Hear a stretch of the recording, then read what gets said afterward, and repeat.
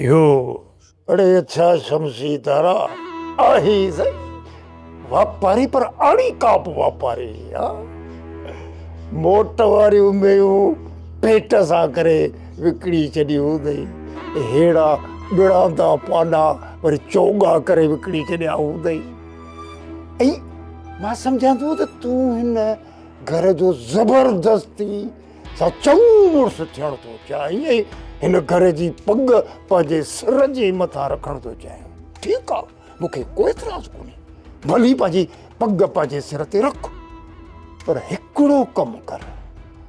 इहा जेका मुंहिंजी छोरी आहे न बिफुटी सुहिणी, न इहा त महिरबानी करे चाकर खान खे चंबे मां त छॾाए अचो त मञाए, ऐं जेकॾहिं कमु इहो तूं करे कंदे त कोन, पर ख़ुदा ख़ास्ता जेकॾहिं तूं इहो कमु करे आहे पोइ साईं हिन रूंड सां तोखे सलाम आहे ऐं मां तुंहिंजे ई सलाह सां हलंदुसि ऐं पोइ तूं मूं में उमेद रखिजांइ। मां वापसि वञण जे लाइ हिते न आहियो, न ई तुंहिंजे लाइ हिते आयो आहियां। फुफड़ तोखे असां खंघूं ई कोन, असां त पंहिंजी प्यारी पुफी जे लाइ आया आहियूं।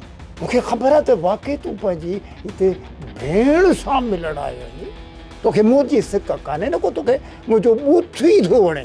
सोणीअ खे असां वापसि आणींदासीं, पर उन खां पोइ सोणीअ जे ज़िंदगीअ जो फ़ैसिलो बाबा कंदो ऐं तोखे क़बूल करणो पवंदो। अदा पहिरीं तूं चाकर खान सां मिल, उन ते ज़ोर रख त असांजी न्याणी असांखे मोटाइजे।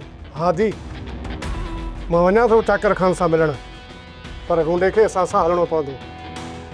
बाबा जॾहिं इहा पटिकड़ी मां तुंहिंजे सिर जे मथां रखे छॾी आहे त पोइ तूं पाण मूं ॾे न बाबा।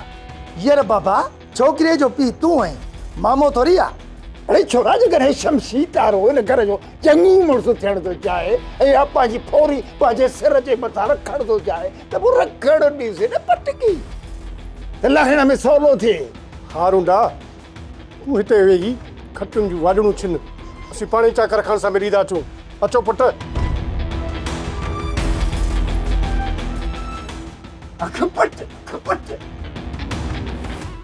सोप सीरियल पंजाबेरी तमाम एपिसोड्स ॾिसण लाइ विज़िट करियो असांजो official YouTube channel Sindh TV HD drama.